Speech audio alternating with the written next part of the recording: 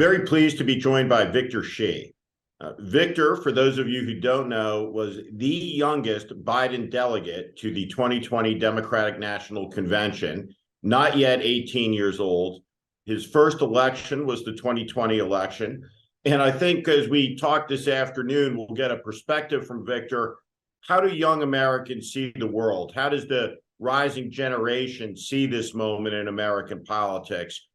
What's going on campus? Is there hope? Is there optimism? Is there pessimism? Is there cynicism?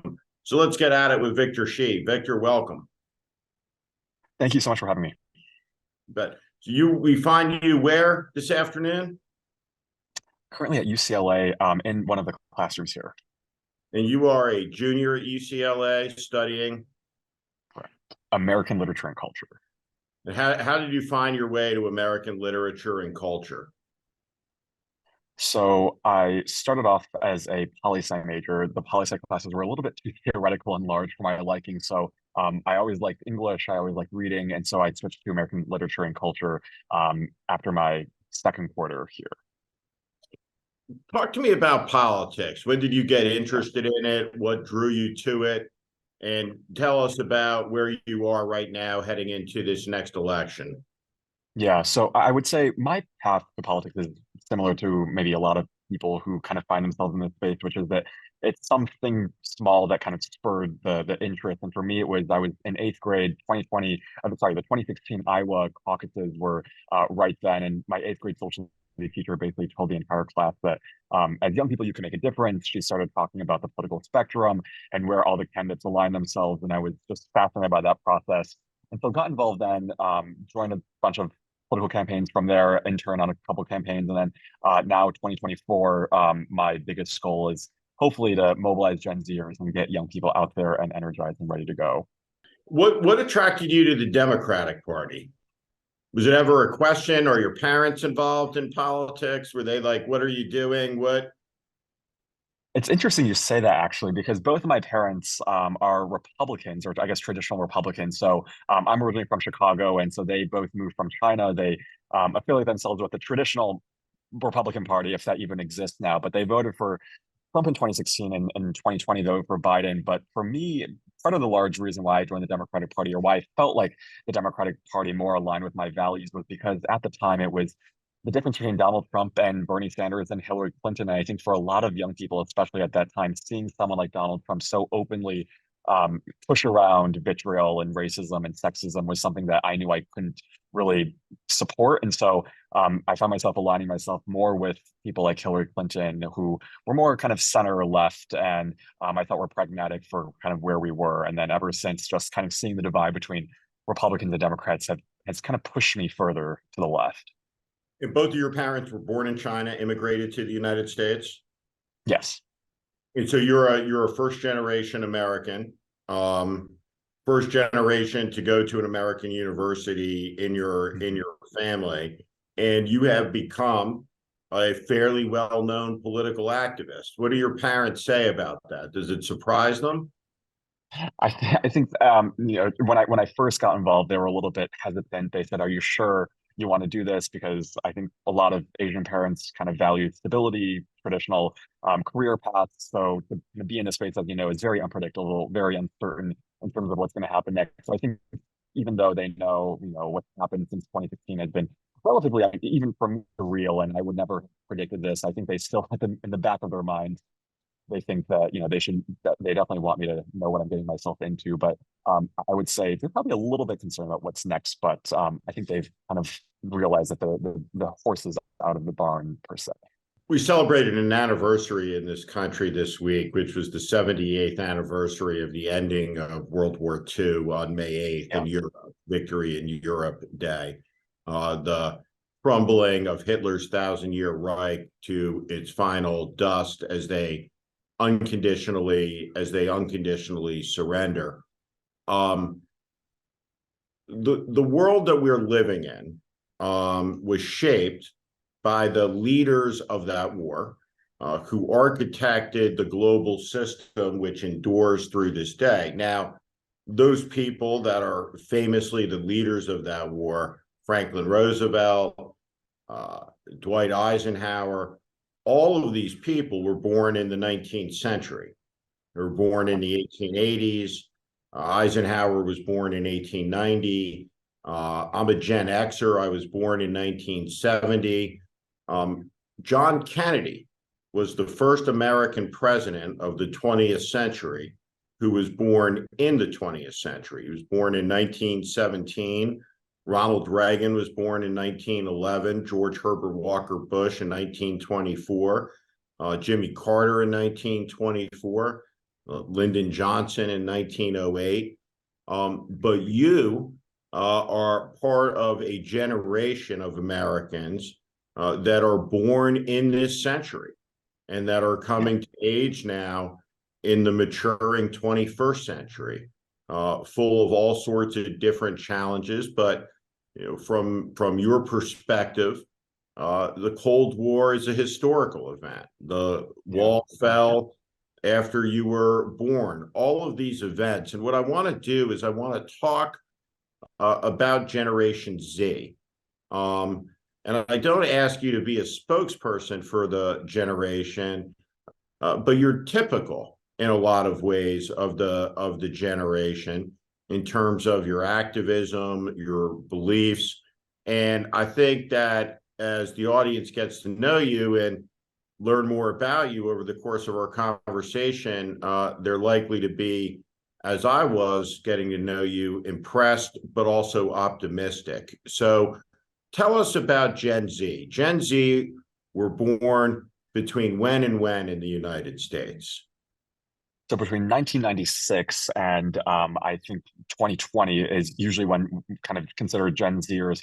What you mentioned the Cold War being a historical fact, but so is for most Gen Zers 9/11. And I think what makes that significant is that for this generation, you see this generation basically never knowing kind of a time when this country was united. So ever since 9/11, I mean, if you were born during 9/11, you saw this country come together. But since then, there really hasn't been that moment for this generation. I think that's why a lot of kind of this generation feels like this country is so divided. There's so much kind of polarization. There's so much division that exists right now. And so that really informs a lot of the outlook. And just like you said, I don't pretend to be a spokesperson for this generation, but when you look at kind of the voting habits of our generation polling and what we say, more than ever before, it's just wanting to see our country get to a better place. We're more issues driven. We're more values driven. When you look at kind of this generation, we are less politically affiliated with any certain political party. And so at the end of the day, it's about whether or not candidates and parties will act on the key issues that we care about. And so that's kind of like what drives us more politically. But when you look at Generation Z and what makes this generation perhaps different from other generations, aside from the fact that we don't really know a time when our world was united, well, is also the fact that this generation is more diverse than other generations, is more more educated than any other generation, and more socioeconomically diverse than any other generation. And so there's a lot of different groups with this generation. That's why it's so hard, I think, to kind of capture this generation with one kind of narrative or one message. And I think that's why it's so challenging for a lot of elected officials when they do run campaigns. But how do you reach Gen Zers? And I'm sure we can talk about that more. But this generation is huge. By 2024, it's Gen Zers and millennials that will make up the largest voting demographic of any generation. And so it's only increasing the political power, which I think raises the urgency to really understand and reach us in 2024. What is the main difference between a Gen Zer and a millennial as you see it from where you're sitting right now? Which I'll say as a Gen Xer and a little bit older, I suspect you have an incomplete view of that. But how do you see the difference? I think most people who I talk to, when you look at kind of the differences between Gen Zers and millennials, I think there are two things. First, what I just said about kind of knowing a world that was united. Millennials saw 9/11. They recognized that moment was possible for the country to come together, put politics aside, and come together. But I think second, and this is more kind of beyond politics, is I think millennials were living in a time where kind of there was a little bit more of a safety net. And I was talking with one of my friends who's a millennial, and she kind of described it as there was this kind of abundance mindset where basically if you try to do something or if you apply for something, you could pretty much comfortably know that you could kind of fall back on if you end up not getting what you wanted. So if you applied for a job and if you end up not getting a job, you basically felt like you had some sort of stability and safety net to fall back on. Whereas for this generation, I think there's this so much uncertainty and unpredictability in this world where if you apply for something and if you don't get it, there kind of is a scarcity mindset where there isn't enough that goes around. Whereas I think for millennials, it more is kind of there is a lot that kind of goes around, and they don't really feel as concerned about the prospects of kind of whatever job they might apply for their future, if that makes sense. I don't actually know the answer to this question. What's the difference Yeah, in size between the generations? The millennials are the largest generation in American history, exceeding even the baby boomers, which is my parents' generation and yeah, the generation of the 60s and JFK and Woodstock and Bill Clinton and all of that. And so 1996 marking the beginning, that's the second term of Bill Clinton. And it's just, if you're yeah. 52 years old like me, that's just incredible to think about. And you guys are adults now, right? That's how Yes, yes. you're like functioning like in the workplace, not like, it's like my daughter's a freshman in college. She's not over the Mhm. hump yet, but when you're 24, 25, you definitely are. So I don't know the exact statistics for how many millennials there are, but there are about almost 70 million Gen Zers in America. So, and like you said, most of them, especially in 2024, will be reaching voting eligible population. So they're going to be adults by 2024. And I think that's what makes kind of this moment so particularly powerful is that starting in 2018, that was sort of the first moment that a huge chunk or huge segment of Generation Z turned 18. And then 2024, that's when the majority of them will turn 18. And you're going to see a lot of, I think, young people start kind of coalescing and being politically active. But I don't know how many millennials there are off the top of my head. What's an extraordinary part of your generation's story is going to be its longevity. Yeah, Astounding percentages of your generation born in the 21st century is going to live into the early years of the 22nd century. I'm yeah. going to exceed 100 years old. When you think about the century ahead, the things that you're going to see and experience over your lifetime. Do you ever talk about that? The pace of change, artificial intelligence, Yeah.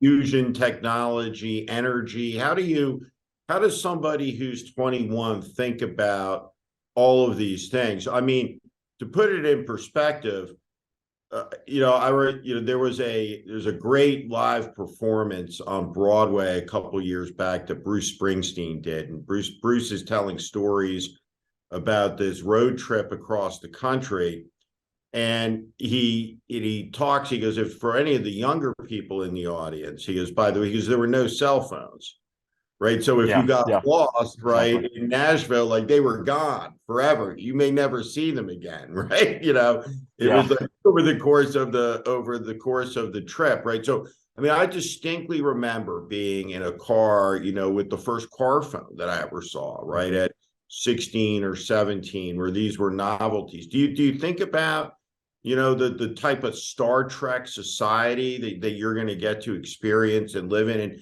do you all talk about that? I mean, it's even unfathomable for a lot of me and my peers. I mean, like you said, I mean, just for me, even when you look at social media and technology, I mean, 10 years ago, I had this iPod and it was like barely anything that was functioning like compared to my current phone. And just kind of the progress at which technology kind of evolves is just groundbreaking and breakneck speed. But I think just like you said, I mean, there are really a lot of different kind of things to pay attention for that I think animates some of the conversations I have. Artificial intelligence, that is one thing where I mean, you're seeing ChatGPT now being used across kind of so many different ways, and a record number of people starting to use ChatGPT for a lot of different purposes. And it's hard to imagine what it's going to look like in 10 years because even in a year, so much changes. And so I think technology is really changing at a large pace. And so when you look at what's going to happen in 100 years, I don't know the answer. I don't know if anyone does. But I think technology is going to definitely have a central kind of role to play in what the future looks like. Speaking of Chat GPT, Yeah. all of your friends using it? Is it exploding on I university? I I Talk know a to us lot, about talk to us about that. there are a lot, and one of the things I read is apparently in its first month of usage, more than 100 think million people signed on and at least tested it out, which is like astronomical for any sort of platform for a month. So it's really kind of been kind of launched into the public consciousness. But for a lot of young people, yes, I do know a lot of people who use the website and use it for everything from just searching up a random question, maybe a math question, to even writing essays, which to me, as an American lit and culture major, sort of terrifies me because there's a lot about the writing process, as you know, that comes from coming up with an original idea and then writing it. But ChatGPT kind of eliminates that entire process and gives you at least an idea and maybe even an essay to write. But it is being used a lot these days, I would say. I think that stereotypes are always a little dangerous Yeah. when you apply them to generations. But let me throw two out to you that are the impressions of a lot of people my age about your generation, which is Sure. different. One is you don't watch movies. Um, you don't watch The Godfather, for example, or a movie like Goodfellas at the 3 hour mark. There's just Yeah. not a lot of interest. You know, my kids, their friends, and this isn't all kids, but that's very distinctive, is how the generation consumes media, which I'm not sure that the powers that be that run all of these institutions have their heads wrapped around yet. Yeah. Yeah. And the second thing is, it doesn't appear to a lot of us that it's a reading generation, Yeah. in the sense of reading books. Fair No, no, impression? that definitely is fair. And when you look at kind of the consumption of media and information by young people, I think part of the reason why that is, first, attention spans are really, really short, and that's the challenge for companies, for political campaigns in terms of how you reach this generation. So when you mention movies, I mean, movies are pretty long, and I think a lot of, at least my friends, I mean, some of them do watch movies, but I think a lot of them TV shows, reels on Instagram, TikTok. I think that's why those apps are so popular, because they come in such short, that digestible kind of bits of information.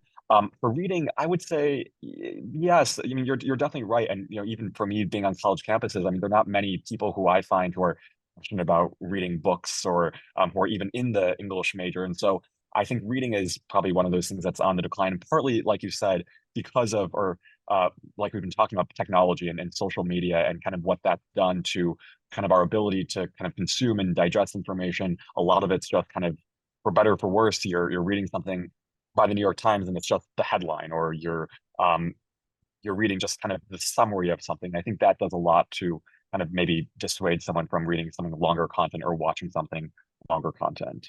When you think about this moment, 2024, Yeah. it appears to me that Donald Trump is likely to be the Republican nominee again. Yeah. How do you feel about that?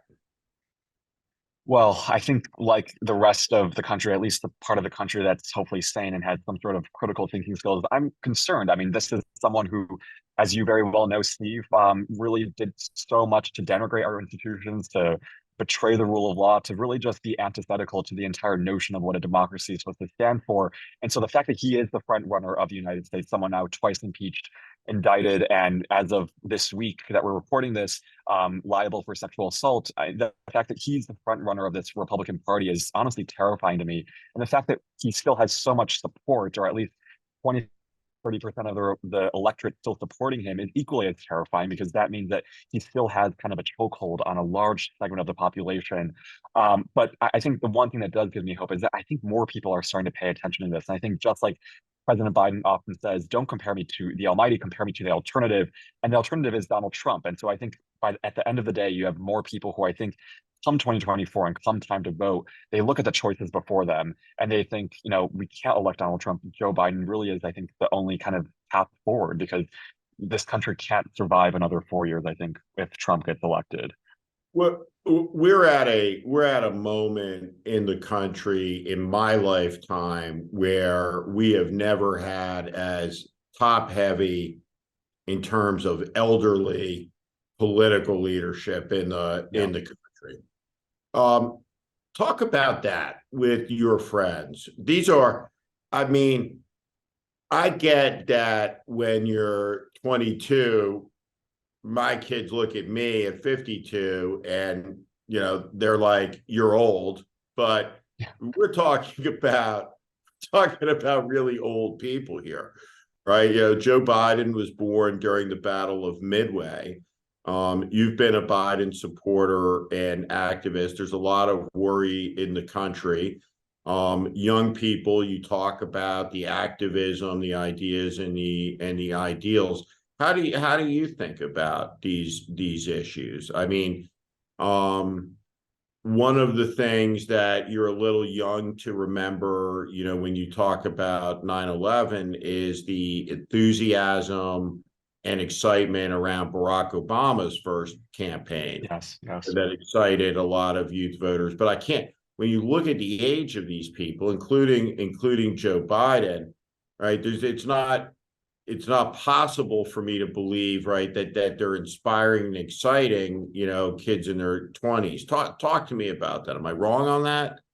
No, you're not. And that's one of the things that I think dissuades a lot of people from politics because the lack of representation of young politics has always been something that is a problematic, but especially now, I mean, you have, just like you said, you have Joe Biden, who's 80 years old. You have Donald Trump, who's 70, and what, 6 years old. You have basically leadership, Chuck Schumer, more than 70 years old. You have Dianne Feinstein now, in her 90s. I mean, there is a large generational issue in politics. And I think that's what makes a lot of it kind of distasteful, or at least kind of pushes us away from even getting involved. But here's what I think is interesting about this moment. First is you're starting to see more young people at least run for office and actually hold positions of power. So you have Maxwell Frost on the lateral level, who is the first Gen Z or whoever holds such a position. You have more diverse younger people on the state and local levels who are representing them. And I think what's more interesting is President Biden, his administration, I think, has recognized that maybe he's not the best messenger for this, which is why I think their digital strategy is really interesting, which is that they're recruiting a lot of Gen Zers and young people who will be the effective messengers to other young people. So right before the 2022 election, they recruited a bunch of tech activists and Instagram celebrities and influencers to come to the White House. They gave them the top lines for what this administration has done. And then they were the people who kind of amplified that message on their respective social media platforms. And I think that was hugely important because when we look at data and when we look at kind of what works most effectively for getting young people out there and voting, it's peer-to-peer conversations. People don't want to listen to someone like President Biden or an 80-year-old or a 70-year-old telling us, what we should vote for, what issues are important for us. Those peer-to-peer conversations, those individual conversations matter more than anything else. And I think really kind of does more to empower this generation to at least pay attention and ultimately vote and turn out to the ballot box. But I think when you're looking at just kind of in a vacuum, an 80-year-old or a 70-year-old trying to reach Generation Z, it's really, really hard, which is why I think their strategy of recruiting young people to be the ones who amplify that message is, I think, a really smart one. But you don't see every political campaign doing that. But I think the ones that work most effectively have started to kind of build that strategy around. What are the issues that your friends, you are talking about, concerned about, that you arguing about, at the dining hall, at the restaurant, in the dorm room? Well, what makes this generation so unique is that, I mean, you really can't encapsulate it into any one or two issues, but there are, I think, a few issues that no matter where you come from, young people can kind of get behind and at least kind of understand what's going on. The first is, I think, especially given what happened over the summer, reproductive rights is a big animating issue. When you saw just the level of turnout in the states that had abortion rights on the ballot, the number of young people who turn out in those states was record breaking. I'm thinking of states like Michigan and California and Nevada. Those states really saw huge voter turnout, and they also all had an abortion proposition or amendment on the ballot.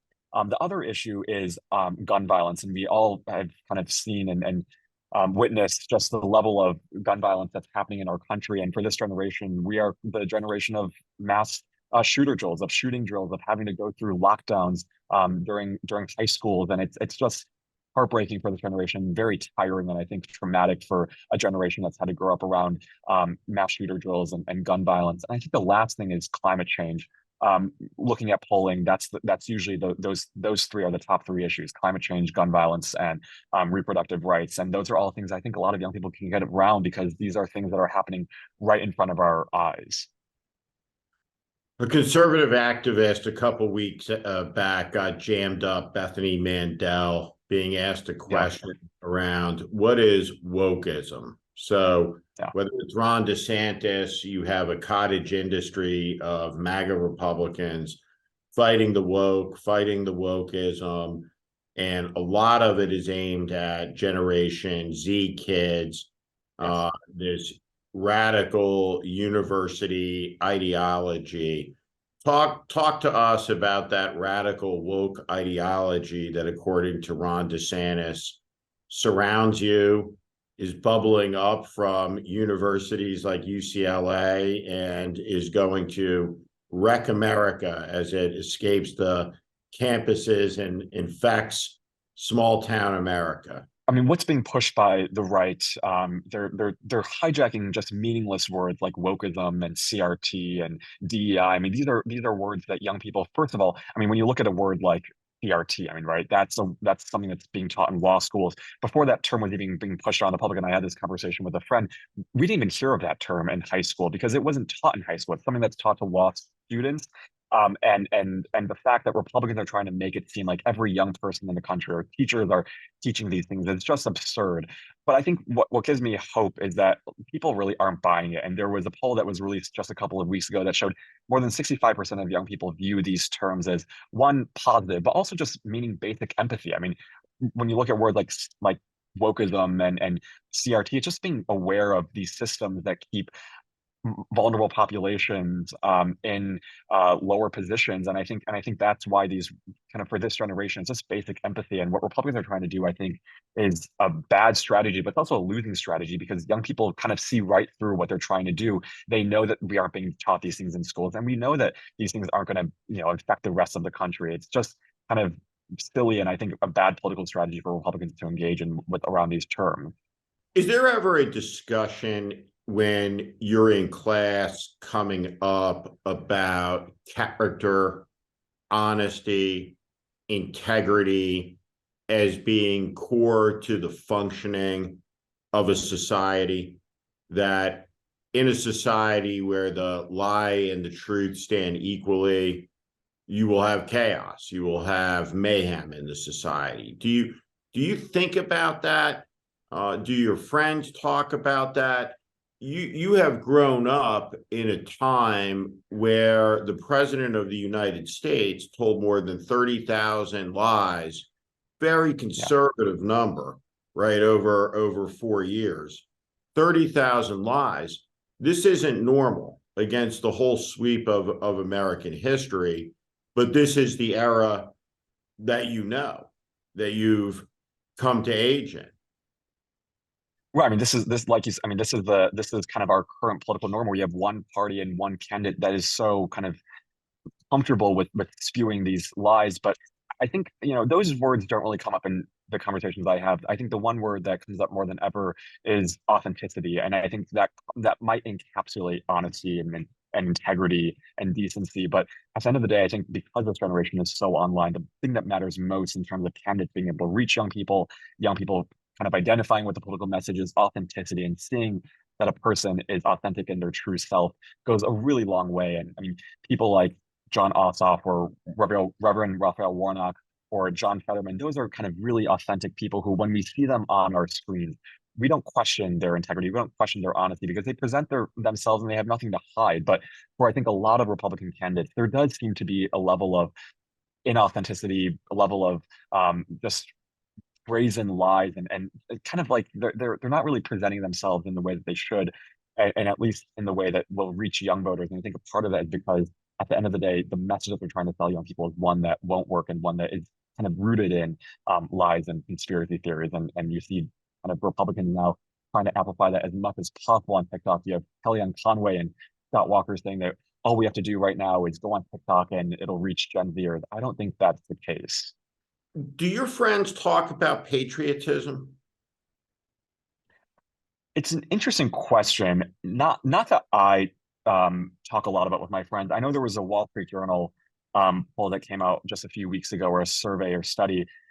young people more than ever before are less patriotic about our country. But I think if I could reframe that in a little bit of a different way, it's not that we're not patriotic. I think a lot of us still believe in the fundamental kind of idea or vision of this country. It's just that there's so much going on right now that makes us doubt kind of where we're headed. I mean, you have things like I mentioned mass shootings it seems like every single day, multiple a day. I mean, we're not even 6 months into the year and we already have more than 200. And so when we look around and kind of see this current political climate that's so polarized, that's so divided, it's hard for us to kind of maintain hope. But I think in the long run, a lot of us still have faith that hopefully this idea will work. And I think it starts with participation. That's why I think you see a lot of young voters, young people turning out to vote, registering to vote. It's why I think you see a lot of people protesting, because at the end of the day, even though things are so messed up, there is a hope that if we get involved, if we can kind of make our voices heard, that something will change, even if that comes in a small way. Do you and most of your friends think things are going to be better in 10 years or worse off in 10 years? Ooh, that's a good question. I think in the short run, it's hard to kind of hope that things will get better, but I think in the long run, things will get, I think more people think it's optimistic that things will get better. I think that comes with more people being voting eligible. I think that comes with more people running for office, being comfortable with the idea that, you can get involved in democracy, you can get involved in politics and make a difference and hold positions of power. But I think a lot of people, especially looking at our political climate, where we've been fighting for gun reform for so many years, we've been fighting for these issues for so many years, but we've had elected officials who just haven't listened to us. We haven't been represented. I think we realize that change doesn't happen that quickly. That if you want to have meaningful change, it has to come in the long run and through sustained action. And so I think that's why in the long run, it's probably hopeful, but in the short term, we have to just keep fighting, because this is unfortunately this kind of political reality that we're all living in. One of the things I'm curious about with someone your age, are you familiar with the Kevin Bacon game, 6 Degrees of Separation from Kevin Bacon, the actor? Right? Have you I know ever the 6 degrees of familiar separation. with Yes. the concept? Yeah. Yeah. Uh, do you know people who have survived school shootings? Is that becoming increasingly commonplace that there's a just around in your class, just as a matter of life experience, that there's in any given class now there's someone who has gone through an actual live shooting event?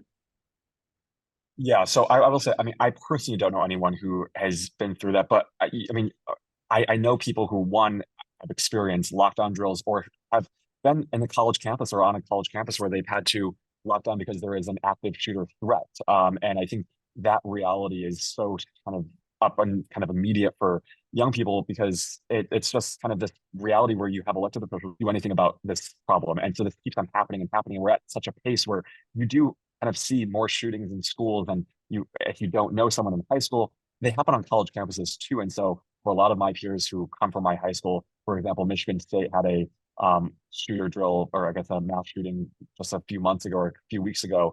And I knew a couple of students who had to go and kind of do lockdowns and had to shelter in place. And that's just a reality I think a lot of young people are starting to kind of live in, where we know someone who has experienced that reality. And it's frightening, because if it could happen to them, it could also happen to us. And I think it puts all of us on edge and concerned about where this country is heading.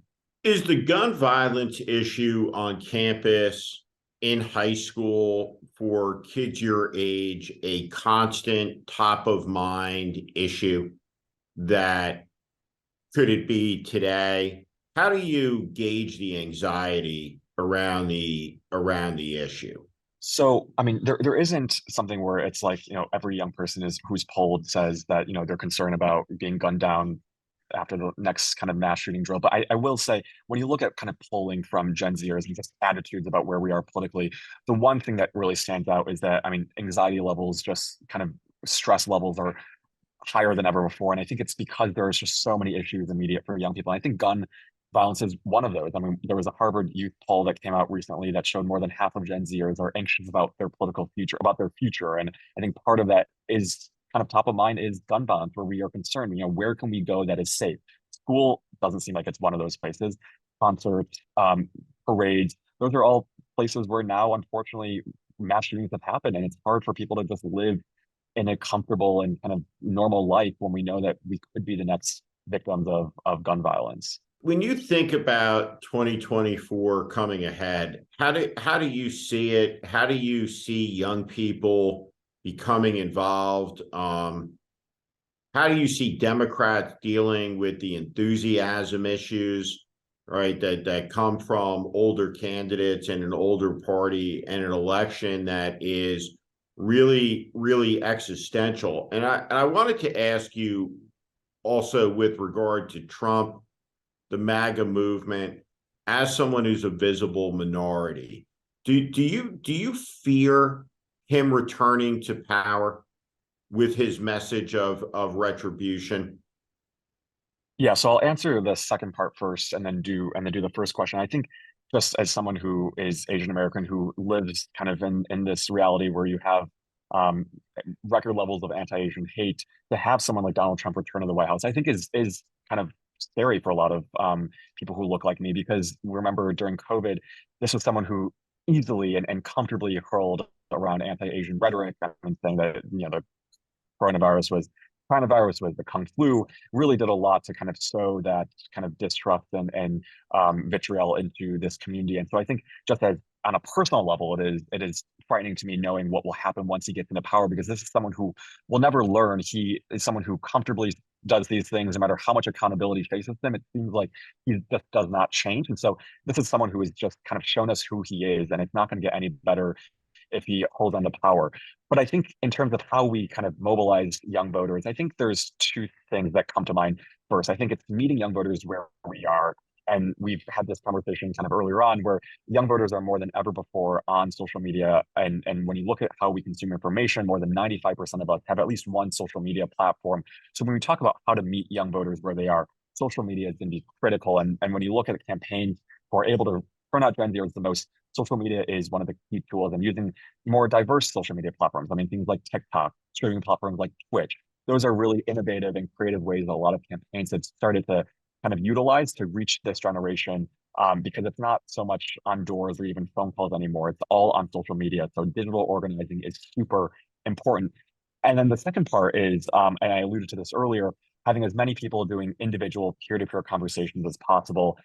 As I'm sure you know, I mean, campaigns care a lot about metrics. They care a lot about how many doors you knock on, how many conversations you have. But there's this term that's being kind of pushed around in the organizing world now, which I think is really effective, which is relational organizing. So it's not so much about the quantity of the conversations, but more so the quality of the conversations and how much you can kind of get to know the person you're talking to on an individual level and engage with them that way. And that kind of opens the door to then engage with them on the political level, which I think is an effective organizing strategy and tactic that we've used a lot of at Voters of Tomorrow, that we found to work particularly effective. But I think those two things, really meeting young voters where they are on social media and then also having a peer-to-peer conversation, is really important. And I think one more thing is just not being afraid to engage on some of the more social issues. Um, as I'm sure you know, I mean, there's a lot of the times where politics or I guess campaigns and candidates like to talk about economic and kitchen table issues, which are very important, but not to shy away from issues like reproductive rights, democracy, gun violence. Those issues I think really resonate with young people. And when you look at the past elections, with Wisconsin being the latest one, those issues are really important. And the candidates and campaigns that are able to center those issues like reproductive rights and democracy, I think end up seeing a larger youth voter turnout, because those are issues that kind of we are concerned about too. Last thing I wanted to ask you about, a lot of concern, and from where I sit, not unjustified, around TikTok. Um, when you look at your generation and they hear politicians talking about getting rid of it, banning it, what's the response? It's such a complex and complicated issue, because I don't dismiss that there are security concerns. I think there's a lot of privacy concerns regarding TikTok, and China's role in all of that is concerning. But at the same time, it feels like they're just focusing on TikTok and not any other social media platform. You have states, I think Montana was one of them, that banned TikTok, or at least doesn't allow any new downloads of TikTok. You have other states that are raising the age that users can use TikTok. And so it seems like TikTok is kind of the one platform that a lot of people are centering around.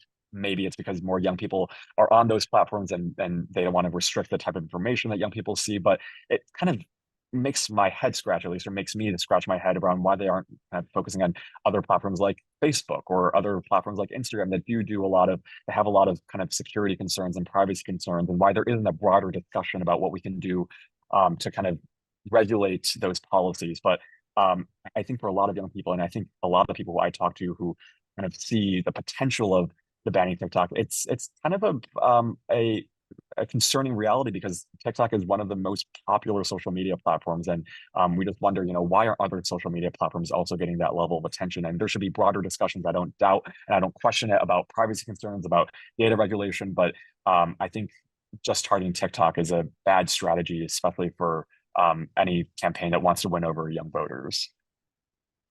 Victor Shi, we will leave it there. Thank you for the time. Thank you so much for having me.